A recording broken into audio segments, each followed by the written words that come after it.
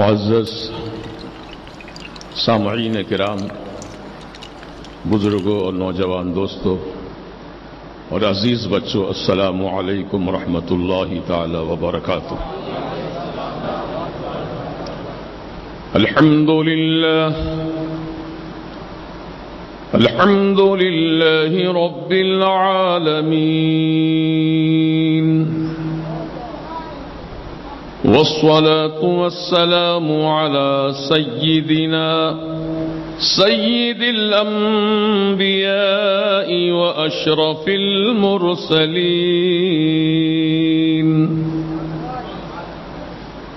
خاتم النبيين أنيس الغريبين راحة العاشقين، سيدنا ونبينا وحبيبنا وطبيبنا ووكيلنا ورؤوفنا ورحيمنا وكريمنا ومأوانا وملجانا ومولانا محمد وعلى آله الطيبين الطاهرين وأصحابه الكرام أجمعين، أما بعد، فأعوذ بالله من الشيطان الرجيم، بسم الله الرحمن الرحيم،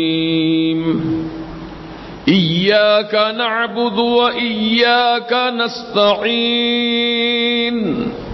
اهدنا الصراط المستقيم، صراط الذين أنعمت عليهم غير المغضوب عليهم ولا الضالين،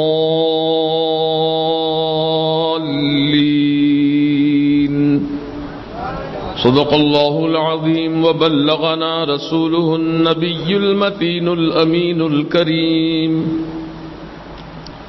بادہ توحید کے متوالو، شمع رسالت کے پروانوں، غوث و خواجہ و رضا کے دیوانوں، اولیاء کرام کی مقدس بارگاہوں سے نسبت رکھنے والوں، آئیے ہم سب مل کر عقیدت و محبت کے ساتھ، کامل توجہ اور بھرپور وارفتگی کے ساتھ ہم سبوں کے آقا و مولا، مدنی دلہا، تاجدار عرب و عجم، صاحب لطف و کرم، باعث تخلیق آدم و بنی آدم، اللہ کے حبیب، انبیاء کے خطیب، زخم خوردہ انسانیت کے طبیب، ارواحنا فدا حضور احمد مجتبی محمد مصطفیٰ صلی اللہ تبارک و تعالی علیہ وآلہ وسلم کی بارگاہ مقدسہ میں ہدیہ درود و سلام پیش کریں۔ اللہم صلی علی سیدنا و شفیعنا و نبینا و مولانا محمد کما تحب و ترضا بان تصلی علیہ صلاۃ و سلام علیک یا سیدی یا حبیبی یا رسول اللہ صلی اللہ تعالی علیہ وسلم۔ حضرات گرامی، ہم مسلمانوں کے لیے، تمام عالم کے انسانوں کے لیے بھی ایک دستور، جس کو ہم قرآن عظیم کے نام سے یاد کرتے ہیں، یہ ہماری زندگی اور بندگی کا دستور ہے، دستور، بائیلاس، قانون، جس پہ عمل کرنا ہے۔ تو اللہ تبارک و تعالیٰ نے ہم کو پیدا کرنے کے بعد پابند کر دیا کہ ہم مسلمان ہیں اور اسلام کے تابع اور اس کے پابند ہیں، ہم آزاد نہیں ہیں۔ اس معنی میں آزاد نہیں ہے کہ ہم جو چاہے کریں، جو چاہے بکیں، نہیں، زبان پر بھی پابندی ہے، عمل پر بھی پابندی ہے۔ یعنی زبان سے اچھی بات کہو، زبان سے حق بات کہو، یہ زبان اس لیے پیدا کی گئی ہے، یہ زبان سے کلمہ طیبہ پڑھو، یہ زبان سے درود و سلام پڑھو، یہ زبان سے قرآن کریم کی تلاوت کرو، یہ زبان سے اچھی بات کہو، کیونکہ میرے آقا علیہ السلام نے فرمایا زبان سے اچھی بات کہہ دینا بھی بہترین صدقہ ہے، بہترین صدقہ ہے۔ اس لیے جہاں پر بھی چند آدمی مل کر بیٹھیں، دوست احباب جو بھی ملنے جلنے والے ہیں اکثر بیٹھتے ہیں، گروپ بنا کے بیٹھتے ہیں، 2 آدمی 3 آدمی 4 آدمی، تو اس بیٹھک میں جب تک آپ اللہ تعالی کا ذکر اور اس کے پیارے حبیب صلی اللہ تبارک و تعالی علیہ وسلم پر درود و سلام نہیں پیش کریں گے تو وہ آپ کی مجلس، آپ کی بیٹھک اللہ کی بارگاہ میں قبول نہیں ہوگی۔ ہاں قبول کب ہوگی؟ جب اس بیٹھک میں آپ نے اللہ تعالیٰ کا بھی ذکر کیا اور اللہ کے حبیب پر درود و سلام پیش کیا، وہ خیر مجلس ہے، بہتر مجلس ہے۔ تو زبان کو اللہ تعالیٰ نے اس لیے دیا ہے اس زبان سے ہم حق بات کہیں۔ میرے آقا نے کیا فرمایا تھا؟ فاران کی مقدس چوٹیوں پہ کھڑے ہو کے فرمایا تھا یا ایھا الناس قولوا، کہو، زبان پہ کہو، کیا کہو؟ لا الہ الا اللہ، اللہ کے سوا کوئی معبود نہیں، تفلحوا، تم کامیاب ہو جاؤ گے۔ کلمہ پڑھ لو، لا الہ الا اللہ کا نعرہ بلند کر لو، تم کامیاب ہو جاؤ گے۔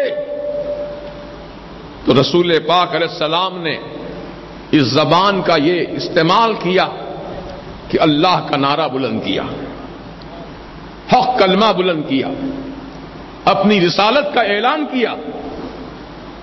حضور نے فرمایا انا خاتم النبیین، میں اللہ کا آخری نبی ہوں، الا لا نبی بعدی، سن لو اچھی طرح میرے بعد کوئی نبی نہیں۔ تو حضور نے جہاں اللہ تعالی کی وحدانیت کا ذکر فرمایا وہیں اپنی نبوت و رسالت کا بھی ذکر فرمایا۔ تو معلوم ہوا یہ زبان انسان اگر اپنی صحیح استعمال کرے اور زبان سے جھوٹ نہ کہے، گالی نہ بکے، شکوے شکایتیں نہ کرے، غیبت نہ کرے اور چغلی نہ کھائے، بلکہ اپنی زبان کو یا تو خاموش رکھے، اگر کھولے تو اللہ کے ذکر میں کھولے، رسول کے ذکر میں کھولے۔ تو اللہ تعالیٰ نے ہمیں پابند کیا ہے کس بات پر؟ کہ زبان سے حق بات کہو۔ حضور نے کیا فرمایا؟ قل الحق ولو کان مرا، سچی بات کہو، حق بات کہو، اگرچہ کہ لوگوں کو کڑوی معلوم ہوتی ہو، اس کی فکر مت کرو تم، کڑوی لگتی ہے کہ میٹھی لگتی ہے تمہاری بولی، حق بات کہتے جاؤ۔ یہ ہے میرے آقا کی طرف سے ہم پر پابندی کہ حق بات کہنا ہے، چاہے لوگوں کو اچھا لگے یا برا لگے۔ آج بریلویوں سے اس لیے لوگ نفرت کرتے ہیں کیونکہ حق بات بولتے ہیں، حق بات بولتے ہیں۔ ہم کو جھگڑالو کہتے ہیں کیونکہ ہم حق بات کہتے ہیں، ہم کو فسادی کہتے ہیں کیونکہ ہم حق بات کہتے ہیں۔ الحمدللہ ساری دنیا بھی مل کر کے بریلوی علماء کو یا بریلی شریف کے جاننے والے پہچاننے والوں کو اگر برا کہے اور ان کی شان میں توہین کرے، تنقید کرے تو ہم کو گوارا ہے، ہم اس سے متاثر ہونے والے نہیں ہیں، بلکہ ہم حق بات زندگی بھر کہتے ہی جائیں گے۔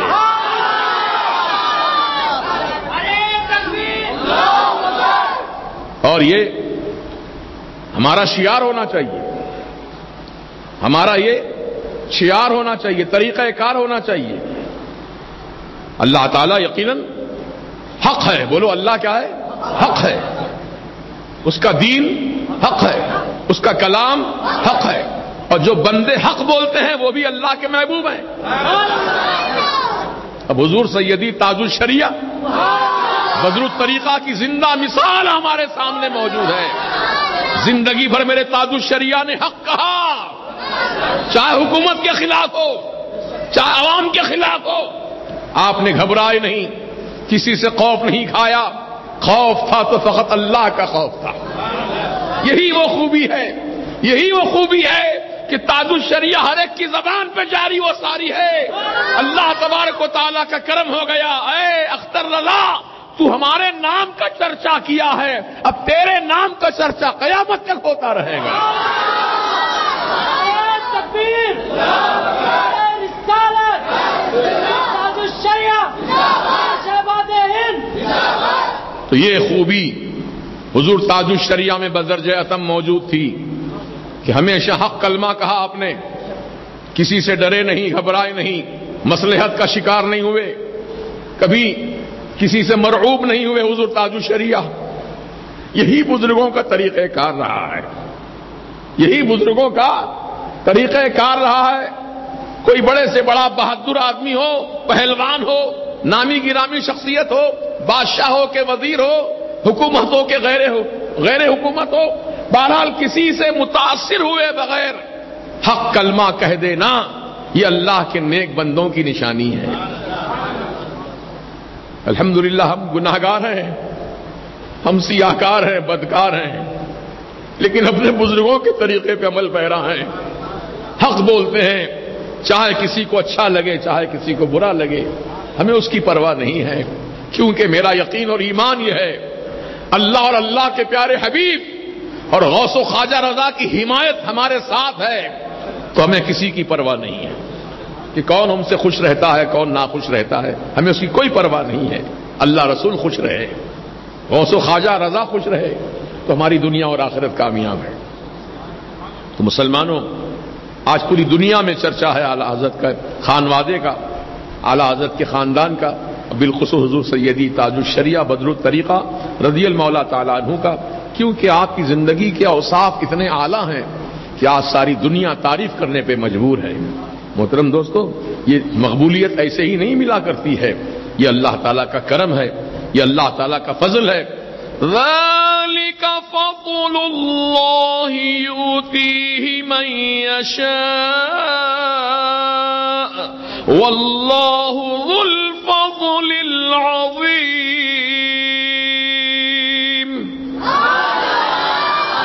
یہ اللہ کا فضل ہے، ذالک فضل اللہ، یہ اللہ کا فضل ہے، جس کو چاہتا ہے وہ اللہ تعالیٰ اپنے کرم سے فضل سے نواز دیتا ہے، اور اللہ بڑے فضل والا عظمت والا ہے۔ آج اگر ہم بھی اپنے بزرگوں کے نقش قدم پہ چلیں نا، انشاءاللہ اللہ تعالیٰ ان بزرگوں کے صدقے میں ہم کو بھی مقبولیت عطا فرمائے گا، اپنی بارگاہ کی قرب نزدیکی عطا فرمائے گا۔ مسلمانوں، اپنے اندر حق گوئی کا جذبہ پیدا کرو، کوئی ہو حق کہو، کسی سے ڈرو مت، کسی سے متاثر مت ہو، جو حق بات ہے کہو۔ تو اللہ تعالیٰ نے ہم کو حق کہنے پر پابند کیا، اور اللہ کے رسول نے بھی ہم کو حق کہنے پر پابند کیا۔ اب سب سے سچی بولی کیا ہے سن لو، قرآن کی روشنی میں ایاک نعبد و ایاک نستعین، یہ حق کلمہ ہے، یہ قرآن کی بولی ہے۔ اللہ تعالیٰ اپنے بندوں کو سکھا رہا ہے، تعلیم دے رہا ہے، میرے بندو میری بارگاہ میں جب آؤ تو یوں کہو ایاک نعبد و ایاک نستعین، اے اللہ ہم تیری ہی عبادت کریں، عبادت ہم تیرے سوا کسی اور کی نہیں کرتے ہیں، نہ کسی پتھر کی، نہ کسی درخت کی، نہ کسی قبر کی، نہ کسی جھاڑ کی، نہ کسی پہاڑ کی، نہ کسی جانور کی، نہ ہاتھی کی، نہ چیتا کی، نہ ببر کی، نہ سانپ کی، نہ بچھو کی۔ اے اللہ ہم کسی کی عبادت نہیں کرتے ہیں سوائے تیرے، تو ہی ہمارا معبود ہے۔ ایاک نعبد، ہم تیری ہی عبادت کریں۔ عبادت بندگی کس کی ہے؟ اللہ تعالیٰ کے لیے۔ یہ حق کلمہ ہے۔ کافروں کو بڑی تکلیف ہوتی اس جملے سے، نہیں ہوتی؟ کیونکہ وہ ہتھیوں کی پوجا کرتے ہیں، اونٹوں کی پوجا کرتے ہیں، گایوں کی پوجا کرتے ہیں، پتھروں کی پوجا کرتے ہیں، اور یہ تو یہ کہ جتنے کنکر پتھر ہیں وہ سب ان کے خدا مانے جاتے ہیں۔ معاذ اللہ، ہم کنکر پتھر کے ماننے والے نہیں ہیں، ہم کسی اور جانور کی، جو بڑا جانور ہے، یا کوئی زہریلا جانور ہے اس سے ڈرنے والے بھی نہیں ہیں. سرکار غوث پاک رضی اللہ عنہ نماز ادا فرما رہے ہیں، آپ کی گود میں سانپ گرا چھت سے. غوث پاک نماز کی حالت میں قاعدے میں بیٹھے ہیں، ذرا جنبش نہیں ہوئی، ذرا خوف نہیں ہوا. بہت بڑا سانپ تھا، گود میں گرا پڑے جھٹکے کے ساتھ، لیکن میرے غوث پاک اطمینان سے بیٹھے قاعدے میں رب کا ذکر فرما رہے ہیں، التحیات پڑھ رہے ہیں، درود ابراہیم پڑھ رہے ہیں، دعائے معصورہ پڑھ رہے ہیں. اتنی دیر میں وہ سانپ پورے جسم کا چکر لگایا، چڑھا، جسم پر چڑھا، پھر گلے میں پھندا مارا. دیکھیے گلے میں پھندا مارا، سامنے پھن کھول کر بالکل نگاہوں کے سامنے کھڑا ہو گیا، آنکھوں سے آنکھیں ملایا. اتنا زہریلا جانور منہ سے اتنا قریب ہو جائے تو کیا حال ہوگا آپ کا ہمارا.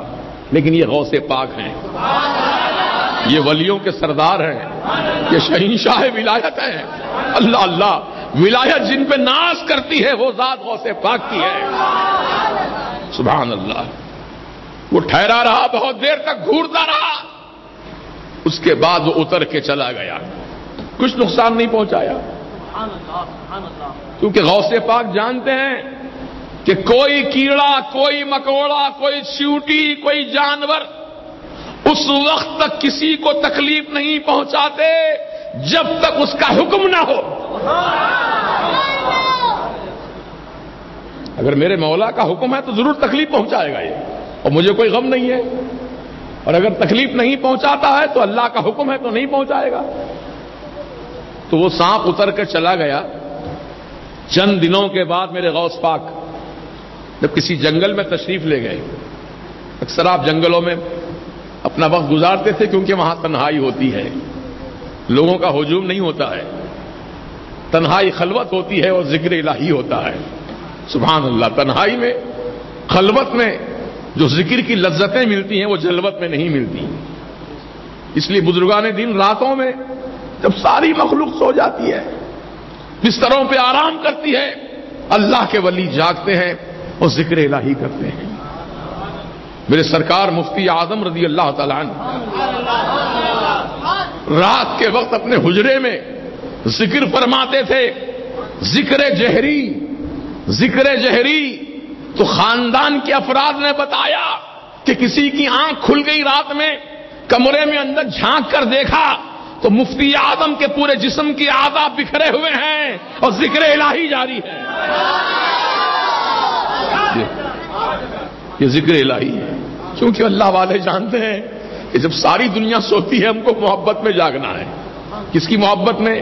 اللہ پاک کی محبت میں.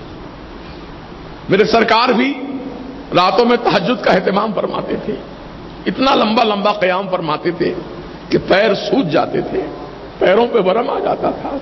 یہاں تک کہ اللہ تعالیٰ نے خود قرآن حکیم میں آیتیں نازل فرمائی، یا ایھا المزمل قم اللیل الا قلیلا.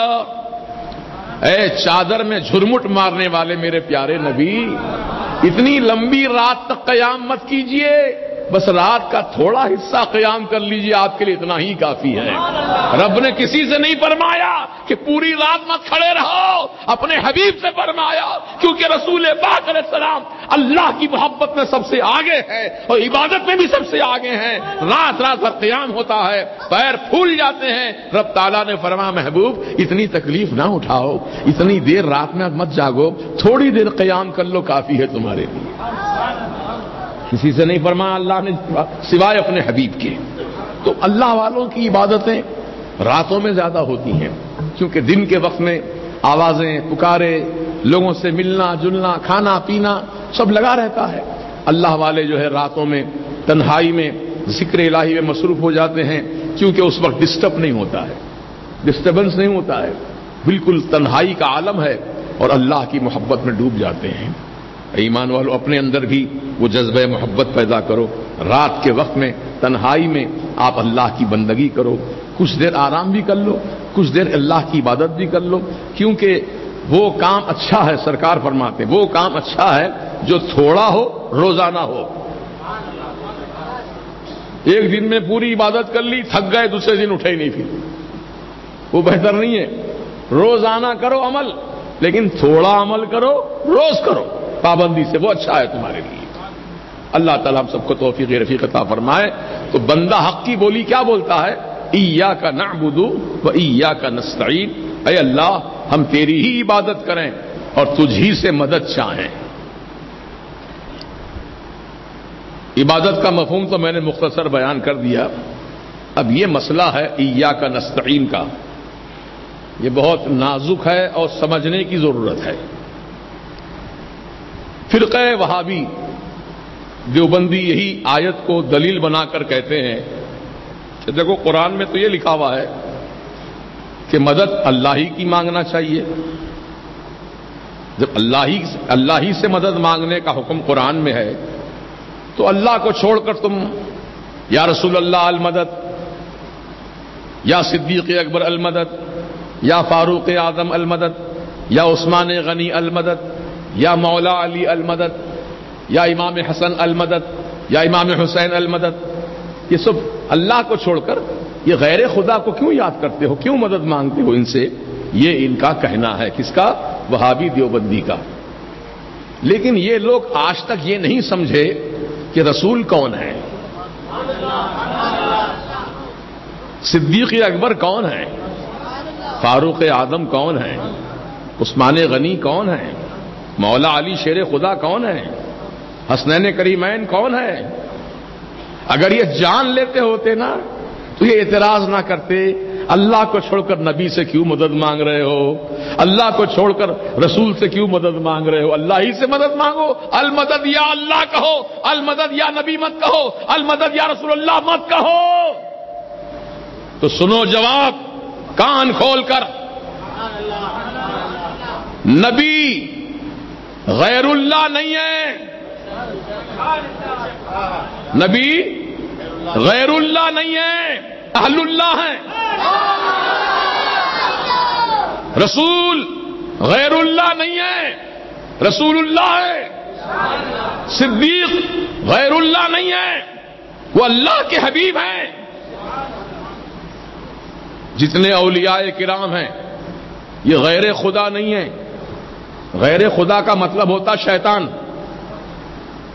بات سمجھو آپ۔ غیر خدا کا ہم بھی یہی کہتے ہیں، غیر خدا سے مدد مت مانگو۔ غیر خدا ہے کون؟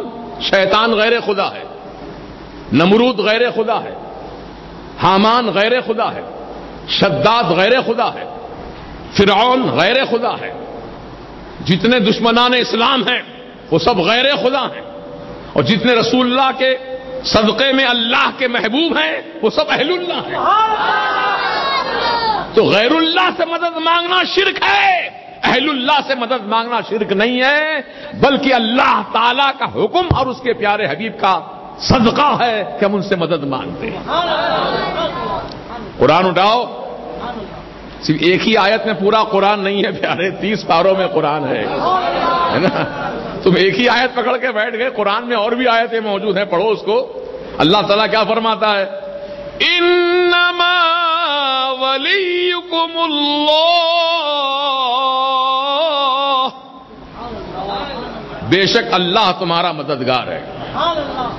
انما ولیکم اللہ، بے شک اللہ تمہارا مددگار ہے۔ ورسولہ، اور اللہ کے رسول بھی تمہارے مددگار ہیں۔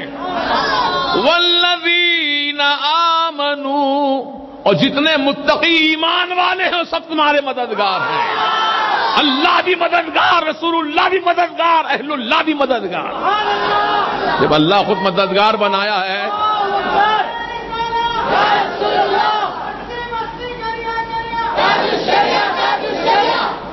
جب اللہ تعالیٰ نے خود قرآن میں فرمایا یہ تمہارے مددگار ہیں، اللہ بھی مدد کرتا ہے، رسول اللہ بھی مدد کرتے ہیں، اور اہل اللہ، اللہ والے بھی مدد کرتے ہیں۔ جب اللہ فرما رہا ہے مدد کرتے ہیں تو جو مدد کرنے والے ان سے مدد مانگی جاتی ہے۔ اور ہمارا یقین یہ ہے، رسول پاک علیہ السلام سے ہم نے کہا اغثنا یا رسول اللہ، تو در حقیقت رسول اللہ جو مدد فرماتے ہیں وہ اللہ ہی کی مدد سے مدد فرماتے ہیں۔ یہ ہمارا ایمان ہے، یہ ہمارا عقیدہ ہے. کوئی بذات خود مدد نہیں کرتا، ہاں اللہ تعالیٰ کی مدد سے ہی وہ مدد کرتے ہیں. اللہ ان کو مددگار بنایا ہے، وہ مدد کرتے ہیں. اللہ نے ان کو طاقتور بنایا ہے، وہ مدد کرتے ہیں. اللہ نے ان کو صاحب اختیار بنایا ہے، وہ مدد کرتے ہیں. جیسا کہ میدان کربلا میں امام حسین رضی اللہ عنہ، دیکھیے امام حسین رضی اللہ تعالیٰ عنہ کہ گود میں سیدنا علی اصغر شہید ہو گئے. اب محرم کا مہینہ آ رہا ہے، انشاءاللہ واقعات کربلا سنیں گے آپ. شہید ہو گئے. سیدنا امام حسین رضی اللہ تعالیٰ عنہ اپنے بچے کی لاش کو لے کر گود میں اپنے خیمے کی طرف پلٹ رہے تھے کہ کسی نے مدد کے لیے آپ کو پکارا. امام حسین کو مدد کے لیے پکارا. کیا کہہ کے پکارا؟ اغثنی وامددنی یا حسین.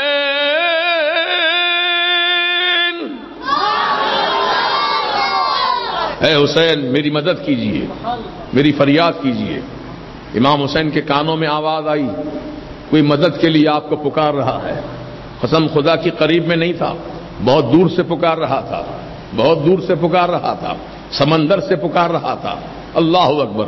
میرے امام حسین بچے کی لاش کو دینا بھی گوارا نہیں کیا. دیکھیے آپ اللہ والوں کی شان کیا ہوتی ہے. یہ نہیں کہ بچے کو پہلے گھر میں پہنچا دوں، خیمے میں دے دوں، اس کے بعد میں مدد کرنے جاؤں، نہیں، بلکہ بچے کی لاش کو اپنے ایک ہاتھ سے پکڑا، ایک ہاتھ سے گھوڑے کی لگام کو پکڑا، اور دیکھتے ہی دیکھتے آپ کا گھوڑا جو ہے میدان کربلا سے غائب ہو گیا. میدان کربلا سے غائب ہو گیا.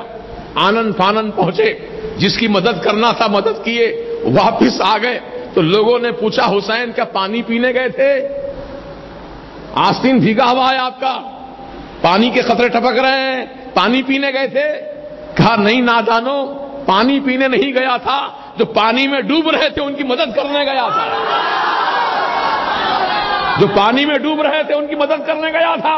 ان کی کشتی پکڑ کر کنارے پہنچایا ہوں، اس لیے پانی سے میرا آستین بھیگ گیا ہے.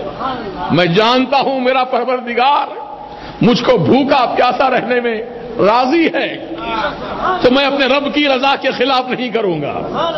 یہ ہے میرا عمل، یہ ہے میرا کردار. میرا پروردگار جو چاہتا ہے حسین بھی وہی چاہتا ہے. اللہ اکبر. تو بولو امام حسین نے مدد کی کہ نہیں کی؟ سرکار غوث پاک وضو فرما رہے ہیں، اچانک آواز آئی جنگل کے مسافروں کی، اغثنا یا غوث الثقلین، اے جنات و انسانوں کے شہنشاہ یا غوث آدم مدد کیجئے. تو میرے غوث پاک نے وضو کے دوران ایک کھڑاواں نکالا اور ہوا میں اس طرح اچھال دیا. بغداد میں اچھالا اور گیا کہاں؟ وہ سینکڑوں میل کی دوری پر جنگل میں گیا کھڑاواں. اور ڈاکو کا سردار جو قافلے کو لوٹ رہا تھا، لوگوں کو قتل کر رہا تھا، وہ ڈاکوؤں کے سردار کے سر پہ وہ کھڑاواں لگا، اس کا سر الگ دھڑ الگ ہو گیا. یعنی گویا غوث پاک کو پکارا مدد کرنے والوں نے، مدد چاہنے والوں نے، میرے غوث پاک نے مدد فرما دی. بولو کی کہ نہیں کی مدد؟ تو غوث پاک جو مدد کر رہے ہیں کس کی طاقت سے مدد کر رہے ہیں؟ اللہ ہی کی طاقت سے مدد کر رہے ہیں. اس بات پہ یقین رکھو. اس لیے ہم مسلمان ہیں، ہم مشرک نہیں ہیں، ہم مسلمان ہیں الحمدللہ. غیر خدا شیطان سے جو مدد چاہا وہ کافر مشرک ہو گیا. شداد حامان سے مدد چاہنے والا وہ کافر مشرک ہو گیا. رسول اور غوث و خواجہ رضا کے چاہنے والا کافر مشرک نہیں بلکہ پکا موحد ہے. الحمدللہ ثم الحمدللہ. تو اس کے معنی یہ ہو گئے کہ اللہ ہم تیرے تجھ سے مدد چاہتے ہیں. دیکھیے ایک مثال دیتا ہوں میں. ہندوستان کی گورنمنٹ ہے، سینٹرل گورنمنٹ، مین گورنمنٹ وہی ہے سینٹرل گورنمنٹ. پھر اس گورنمنٹ کے زیر نگرانی اسٹیٹ گورنمنٹ بنائی گئی ہے نا. آندھرا کی گورنمنٹ الگ، تلنگانہ کی الگ، مہاراشٹرا کی الگ، اڑیسہ کی الگ، تامل ناڈو کی الگ. یہ محکمے سینٹرل گورنمنٹ کے زیر نگرانی اسٹیٹ گورنمنٹ بنی. اب اسٹیٹ گورنمنٹ نے کیا کیا؟ اپنی حکومت میں کئی محکمے قائم کیے. کون کون سے محکمے؟ منسٹر آف فوڈ، کھانے کا جو معاملہ ہے اس کا ایک منسٹر بنایا.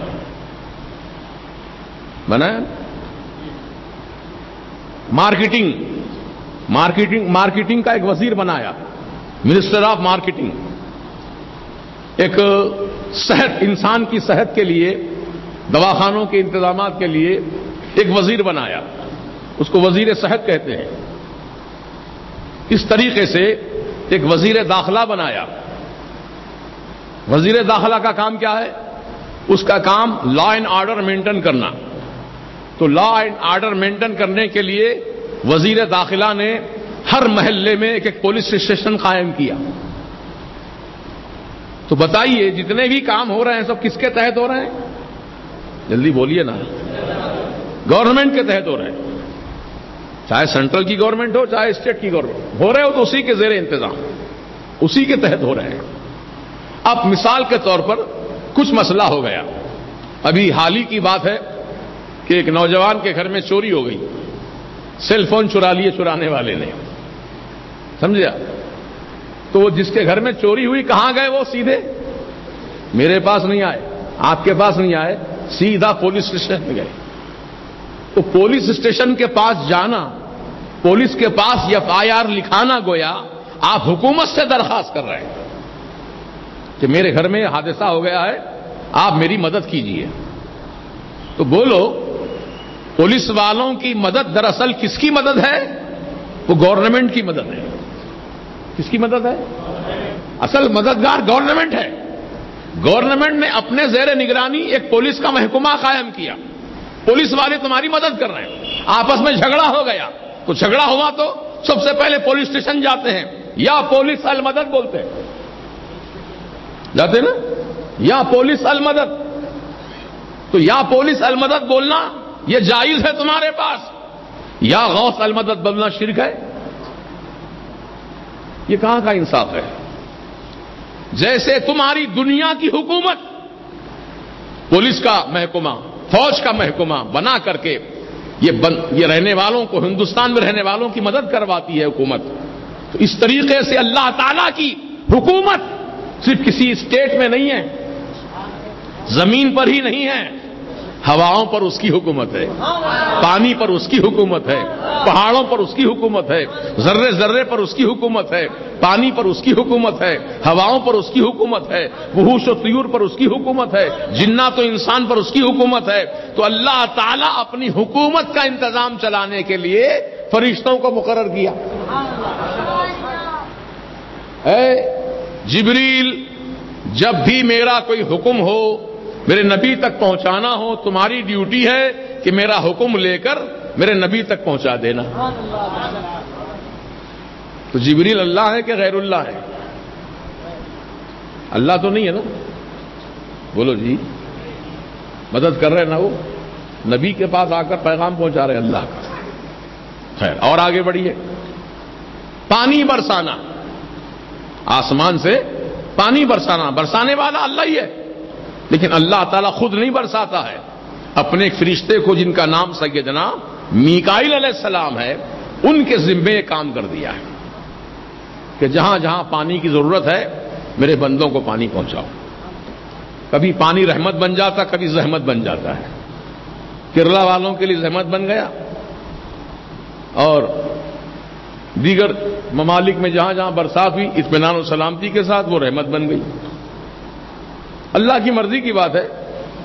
تو اللہ تعالیٰ نے یہ پانی کا محکمہ، روٹی روزی کا محکمہ، یہ سب کس کے ذمے کیا؟ سیدنا میکائیل علیہ السلام کے ذمے. موت دینے والا اللہ، لیکن خود نہیں آتا موت دینے کے لیے، فرشتے کو بھیجتا، جا اس بندے کی روح کھینچ کے لا. تو اسرائیل علیہ السلام آتے ہیں، بندے کی روح کھینچ کر لے جاتے ہیں. صحیح ہے؟ کسی کو اعتراض ہے؟ جب اللہ کا کام فرشتے کر رہے ہیں تو تم مان رہے ہو اس کو، اور اللہ کا کام ولی کرے تو اعتراض کر رہے ہیں تم، نبی کرے تو اعتراض کر رہے ہیں تم. ارے جو مدد فرشتے کر سکتے ہیں وہ نبی بھی مدد کر سکتے ہیں، ولی مدد کر سکتے ہیں. یہ شرک کیسے ہو گیا بھائی؟ فرشتے مدد کریں تو شرک نہیں ہے، اللہ کے نبی مدد کریں، غوث و خواجہ مدد کریں، شرک ہو جائے؟ یہی تو عقل کا پھیر ہے. بتلاؤں تمہیں کیسے کیا کیا نظر آتا ہے جس کی نظر جیسی ویسا نظر آتا ہے. انشاءاللہ اس موضوع پر اور مزید کچھ باتیں عرض کروں گا، فی الوقت آج اتنا ہی کافی ہے. سمجھ لیجئے کہ دراصل مدد جو بھی ہوتی ہے وہ اللہ ہی کی طرف سے ہوتی ہے، ظاہر میں کوئی اور ہوتا ہے، ظاہر میں کوئی اور ہوتا ہے، لیکن مدد اللہ ہی کی ہوتی ہے. جیسا کہ ایک آخری مثال، عبادت ہم کس کی کر رہے ہیں؟ اللہ کی. منہ کدھر ہے ہمارا؟ کعبۃ اللہ شریف کی طرف. سامنے کیا ہے ہمارے؟ کعبہ ہے. اور کعبہ خدا نہیں ہے. کعبہ جو ہے پتھر کی عمارت کا نام کعبہ ہے، یہ خدا نہیں ہے. اللہ سے نسبت ہے اس پتھر کو. سامنے تو عمارت ہے اور حقیقت میں خدا ہے. اسی طرح سامنے نبی ہے، مدد اللہ کی ہے. سامنے ولی ہے، مدد اللہ کی ہے. تو گھبراؤ مت مسلمانوں، ہم مشرک نہیں ہیں، ہم اللہ اس کے رسول کے ماننے والے ہیں. اس لیے ہم سنیوں کے چہرے پہ دیکھو نور ہے. اور جو شرک کا فتویٰ لگائے پھرتے ہیں نا، شرک کا فتویٰ لگاتے پھرتے ہیں صبح و شام، شرک، یہ شرک، وہ شرک، یہ شرک، وہ شرک. ان کے چہرے دیکھ لو، ان کے چہرے دیکھ لو. زیادہ دور جانے کی ضرورت نہیں ہے، یہ تو عام مثال ہے. چہرے سے پتہ چل جاتا ہے انسان کا. پولیس والے جو ہے نا، چور کا چہرہ دیکھ کے پہچان لیتے ہیں یہ چور ہے. تو رضا کی جو پولیس ہے، رضا کا جو بریگیڈ ہے، یہ بریگیڈ ایسا مضبوط بریگیڈ ہے ماشاءاللہ، نظر ڈالتے ہی پہچان لیتا ہے یہ وفادار مصطفیٰ ہے یا غدار مصطفیٰ ہے.